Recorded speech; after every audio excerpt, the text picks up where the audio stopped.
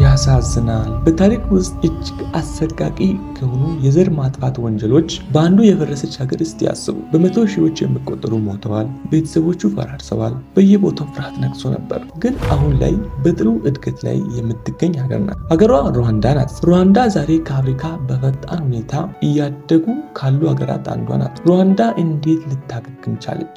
1. አንድነትና እርቅ። 2. ስልታዊ እቅድ። 3. ፈጠራና ቴክኖሎጂ። 4. አመራርና ራዕይ። ይሄ ይቅርታ የእቅድና የጠንካራ ስራ ጥምረት ሩዋንዳን በጥቂት አስርት ዓመታት ውስጥ ከተስፋ መቁረጥ ወደ ተስፋ ቀይሯታል። ከሩዋንዳ ምን እንማራለን? ሁኔታው የቱም ያህል ተስፋ አስቆራጭ ቢመስልም ይቅርታ፣ ግልጽ እቅድና የጋራ ጥረት ህይወታችንና ማህበረሰቡን መልሶ መገንባት እንድንችል ያደርጋል። በህይወት በችግሮች ላይ ሳይሆን በመፍትሄዎች ላይ አትኩር።